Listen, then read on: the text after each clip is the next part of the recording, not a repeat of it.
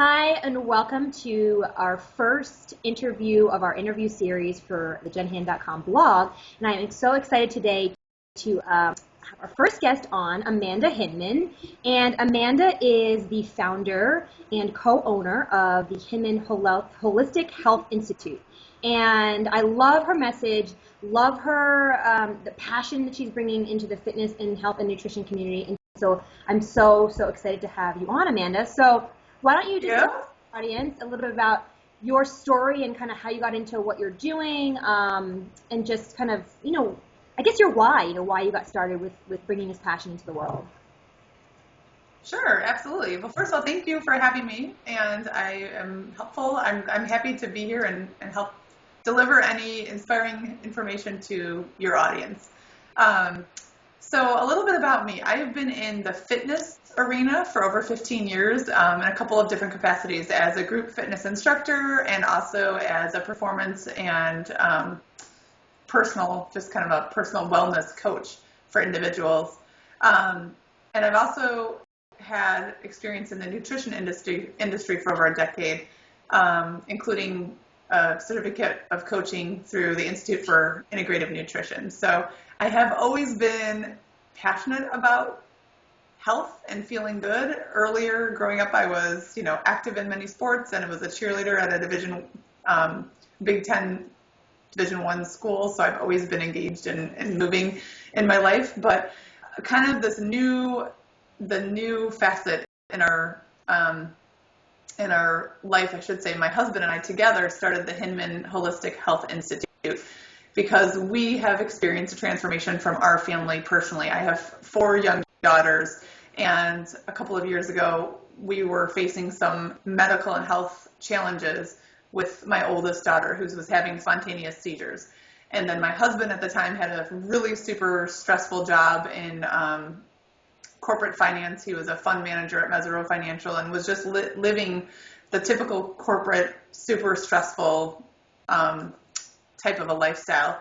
And with my daughter's medical condition, my husband's stressful life, I ended up being diagnosed with an autoimmune condition, a Hashimoto's.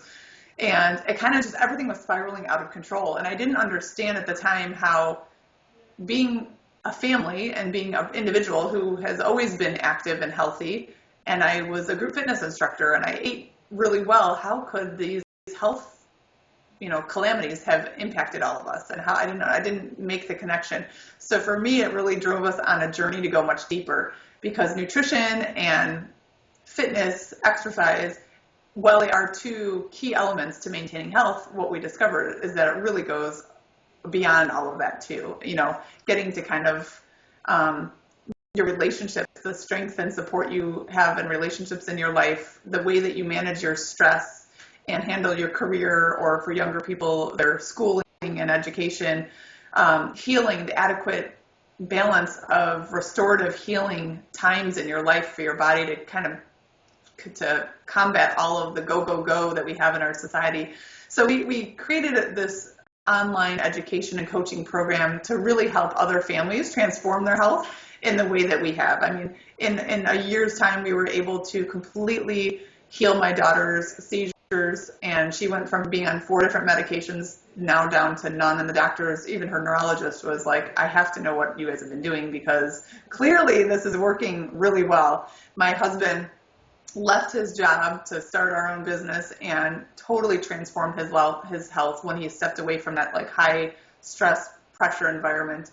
And again, my autoimmune condition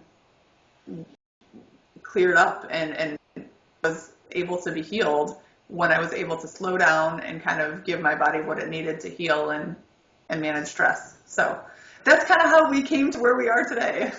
Honestly, it's so inspiring, because I think a lot of the women who struggle with health and, with food-related illnesses or battles, we're so busy that it's hard for people to see that there's a light at the end of the tunnel. And I think hearing your story and having 4 young children and still being able to do this, I think is really inspiring, because, a lot of people have commitments and family obligations and are raising children or going to school or working and going to school, or, have all of these crazy busy lives. And so I think it's important to have people we can turn to see that, okay, well, like she did it, I can do it. If she's raising 4 girls and, dealing with all of this stuff.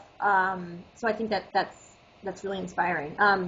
And so one of the reasons I wanted to have you on, and I was, if you're tuning in, I was telling Amanda before we started filming that I don't talk a lot about fitness. And it's kind of not come up in a big way. There's so many other topics around food and weight and body image that I want to talk about. And so I really been wanting to bring in the level of fitness and exercise because it's so important, because we can have that disordered way of thinking around that, not just around our food or our bodies, but the idea of exercising and bringing fitness into our lives, that we can still become all or nothing, either we're doing it all the time or we're not doing it at all. And so, yes. I love your philosophy around holistic nutrition and exercise, and we're going to send you guys her website and so you can kind of see some of her blog posts.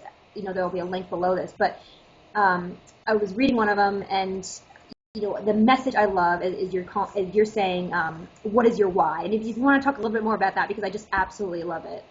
Yeah, so it's interesting because, and this has been a personal journey for me. I mean, obviously, like I said, being a group fitness instructor for, a decade and a half, I have come to a very different place today than where I started off. I started off to be completely honest, became an instructor because I'm like, oh, this is a great way for me to be forced to work out so that I can stay thin, and I get paid for it. I get a free membership, right? So why wouldn't I do it? Because it's going to force me to show up because I have to teach the class.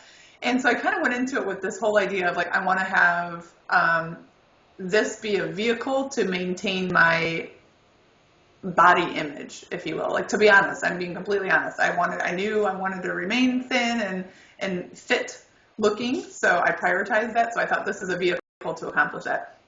And my belief at the time was that the harder I worked and the more I pushed myself, like teaching cardio kickbox classes, and the more I sweat and was dripping at the end of the class, the closer I would be to a better outcome, right? Like that, I translated like how much sweat I had to how impactful and how beneficial the exercise was for. Which I think we're conditioned to think. Yeah, I mean, I think that's pretty normal. I mean, a lot of people think like, oh, I need to exercise and I need to, go run 6 miles, or I need to do something so that I'm just moving and sweating. And I'm not saying that that's entirely bad, because there is a place to kind of challenge yourself and push yourself, but really it has evolved into a completely different dynamic.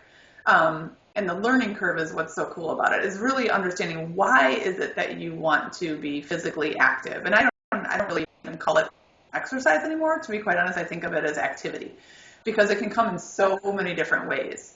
Did you want to jump in there or no? I just said I love that. I never thought about that either, calling it activity. Yeah, because, I mean, when we think of, at least for me, when I think of exercise, that sounds like an obligation. That's just another thing that I have to add to my to-do list. And quite frankly, as a busy mom of 4 who's running a business, I don't want another thing on my to-do list that I have to do, right? Yeah. But activity, especially if it's activity that I enjoy, that's like a benefit. I get to do that. I get to fit that into my life, and I want to prioritize fitting that into my life.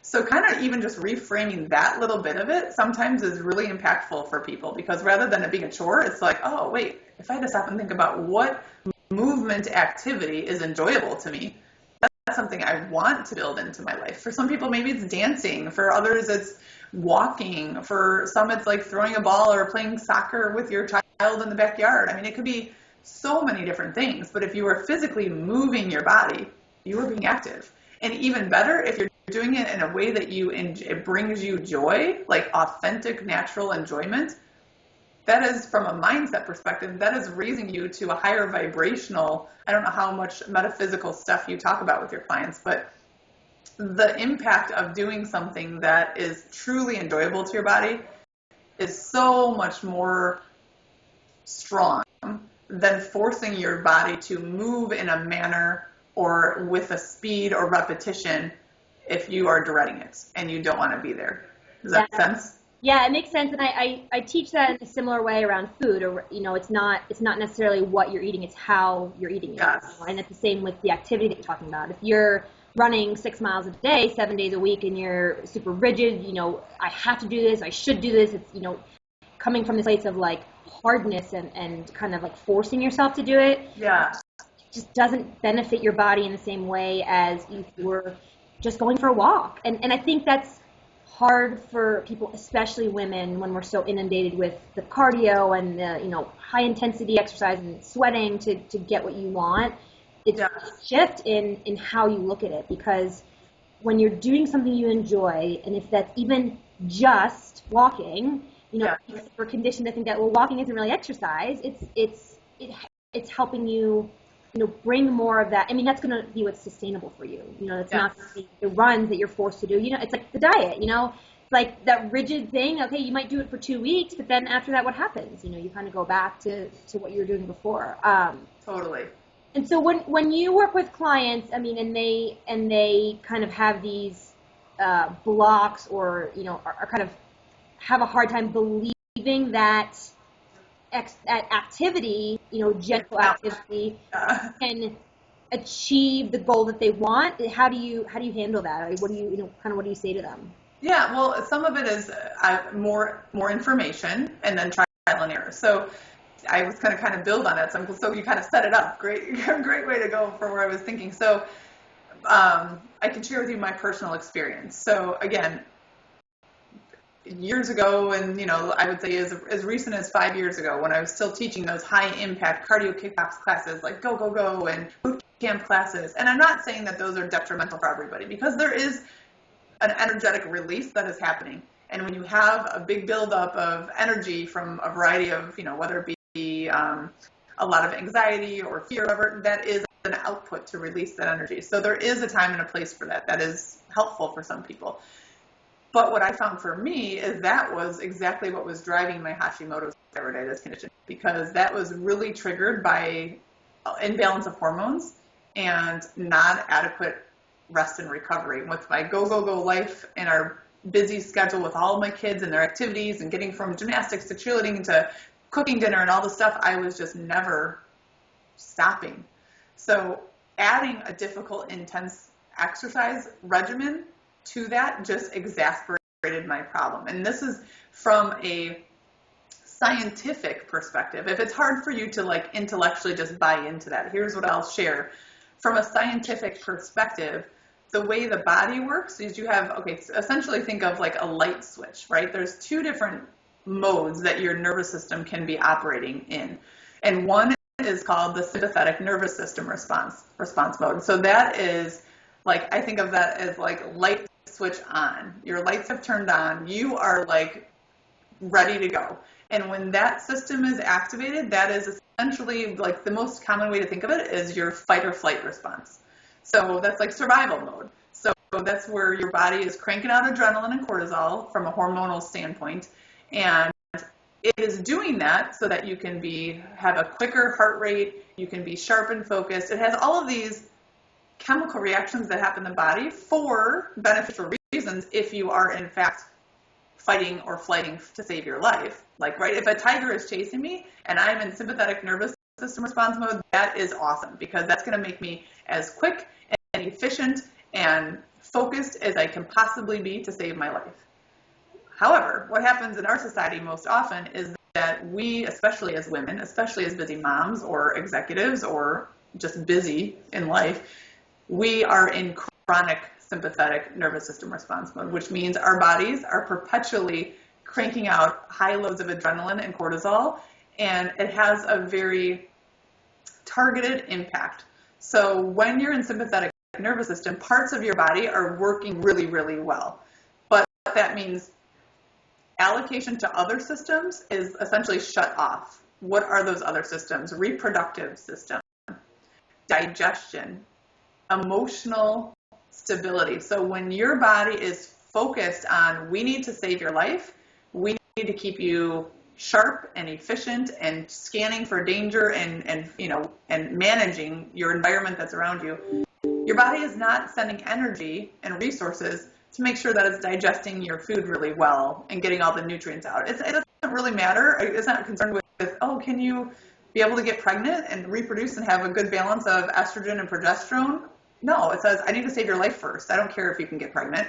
Does it really matter if you're going to be grumpy and in a bad negative emotional state, or if you're going to be able to lift yourself up and think positively? No, it doesn't care. It just wants to save your life. So we don't necessarily think of it like that, but when you are living go, go, go, go, go, and you feel yourself essentially in stress response, that's sympathetic nervous system response. So all of your energy and efforts in your body are being funneled to one system of channels, if that makes sense, and funneled away from the reparative, restorative, balancing the emotional side, balancing the kind of, I said, the reproductive and the digestive side. Now, why does that matter in terms of exercise?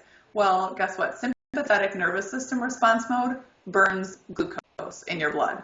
So glucose is sugar. And the amount of volume of blood glucose levels is very small as opposed to a trigger range as the amount of volume in your fat supply levels. I'm kind of getting complex here, but if you're in sympathetic nervous system response mode, your body is only burning sugar. And when you drop your sugar levels in your blood by a little bit, a third of what they typically are, your body says, holy cow, we're going to run out of sugar fast because sugar burns really quickly. You need to eat more sugar so that we can keep saving your life. So guess what? Then you have more sugar cravings. And then you want to eat more sugary foods. So let's switch it over and go to the other side. If you flip that light switch off and the room is dark and you can activate the parasympathetic nervous system response, that's the one where, okay, we're not stressed out. We don't have to worry about saving your life right now. Things are cool. You can relax. This is when your body can repair, it can restore, it can focus on adequate digestion, balancing of your reproductive hormones, and emotional stability. So all of those things happen when you're in parasympathetic nervous system response, and that also means you have the ability to burn fat as a primary fuel source instead of sugar. So if you can, ideally, in an ideal world, we're balanced, if not more of our hours out of every 24 in parasympathetic nervous system response mode. But realistically, in today's American society, most people are like 90% sympathetic, 10% parasympathetic. So again, what does that mean for activity? If you can do an activity, and I've experienced this personally because now I do more yoga and more low intensity exercises where I'm able to be mindful of my breathing and have, in particular, when you can take long, slow breaths, especially lengthen the exhale, you are triggering a central part of your nervous system that switches on that parasympathetic nervous system response mode. So essentially you are going into fat burning mode and out of sugar burning mode. Does that make sense? Yeah, and actually, to add something there, I think that's an amazing explanation because we don't necessarily take a step back and think about, well, why, we're just so conditioned to think that, okay, well, this kind of exercise is good and slow yoga, gentle walking kind of stuff is not going to make us lose weight, and we get fixated. And I think to hear the scientific explanation of the why is really important, and to also to just add a lot of people think that, okay, well, I'm not, I don't have a high stress job, like I'm not raising kids, I'm not super busy, but the emotional and mental stress is also a huge piece of that because it's just, like the social media, I mean, that adds stress all the time, is being connected, that comparison that we're always doing, the, perfectionism, like, I mean, all those things that run through eating struggles and weight struggles is adding to keeping you in the sympathetic nervous response. And,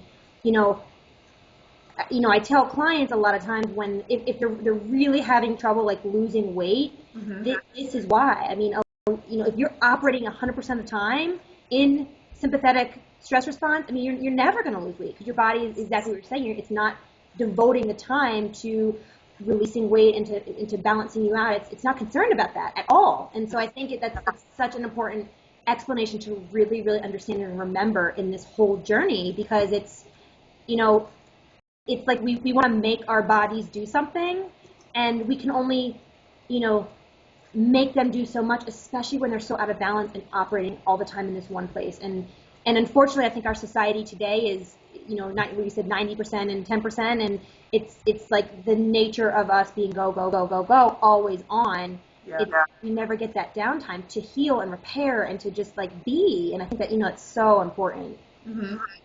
Yeah, absolutely. What were you saying? I said, yeah, absolutely. Agree with you totally. And I love that you added your thoughts, even if you're not physically running from activity to activity or thing to thing, your thoughts are very powerful in triggering that sympathetic stress response mode. Absolutely. Yeah, and a lot of times, especially as women, we spend, when you're really struggling with food in your body and your weight, you're spending so much time in that like negative body image and, feeling awful about your food and beating yourself up. And I don't think people realize that contributes to keeping you stressed. And it's like, when you're able to take a step back and just kind of, witness the thoughts or just, not get caught up in that spiral, understanding that it's not just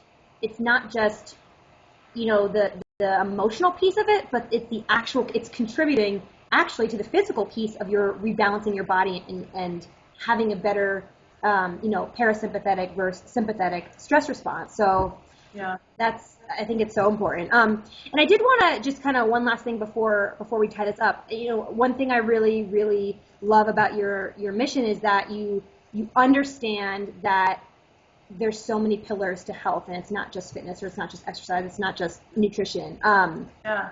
What would you say, and this might be putting you in a spot, but what would you say, like, if you could pick the most important, like, for people to focus on, or can you not?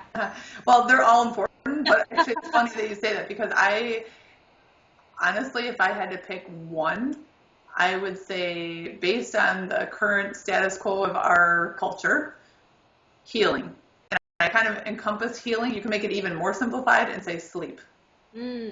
Because and it's all about getting out of that sympathetic nervous response mode. Because typically, you say 6 pillars first? In case we. Oh yeah, sure. So nutrition obviously is important. The way that you fuel your body. Activity. I use activity instead of exercise, like I said. I need to adopt that. I love that. And even when I just said exercise, fitness, and nutrition, I slid right back into it. So I think that's a really good way to look at it. Yeah, and to kind of go back really quick on that, I kind of got off topic on the what is your why, but the whole idea about why, really get in touch with why you want to be physically active. And if you can connect that to, like, you don't want to be physically active so that you can wear a certain size clothes, or you don't want to be physically active so that you can, I don't know, like, be a certain weight or whatever. That's what I used to think. But if you can connect it to something that's really meaningful in your life, like my why is that I want to be able to, like, get on the floor and crawl around and play with my grandchildren and great-grandchildren. I want to be able to do a handstand when I'm 90 years old. Like, I physically want to be able to move my body and feel good in my body well into old age. So it's not like, I don't accept the idea that you have to be uncomfortable in your body when you get older. It's like, it's kind of a known, or it's a widely held view that as you age, you will get aches and pains and have, backache and discomfort and not be able to walk well. Like, I don't accept that as my reality. So my why for staying active and doing things that I enjoy and healing and staying in parasympathetic nervous response mode is so that I can have a quality life to spend with my family and loved ones for a long time. So really honing in on the why helps, again, change kind of that mental shift and get you into parasympathetic nervous system mode when you're doing the activity that you're choosing to do. So to go back to the pillars of, what did I say? Nutrition, activity, stress management, and that's kind of the mental mindset piece that we were talking a little bit about, really strategies to help shift when you're in those emotions that are kind of downward spiraling emotions. First identify what they are and then shift into one of the manifesting, uplifting emotions and have tools to do that. Another one is your career, or like for younger kids, we work with adolescents too, like kind of their studies, what you do in the most hours in your day. If that is a stressful environment, that is very impactful on your overall health. relationships in your life is huge. Having strong, open, safe communication, and then healing. And like I said, healing is kind of that below the radar. Everyone doesn't really talk about it. We almost brag about how little sleep we got. Yeah. But healing is necessary, absolutely, to maintain optimal health. I love that. Well, thank you so much for sharing your perspective and your views. And I think that scientific explanation is really, really important and crucial for people to understand, because when you can kind of see the proof behind, not the mindset and, working towards your goal or trying to, find balance in your life, but really understanding that, oh, this is how it impacts me. I think that's so important. So thank you for sharing that. And yeah, so we're going to send your website to the viewers so they can kind of check out your blog and what you do and a little bit more about you and your husband and your business. So thanks so much for tuning in. And this is Amanda Hinman, and again, it's the Hinman Holistic Health Institute. So thank you so much. Yeah, you're welcome. Take care.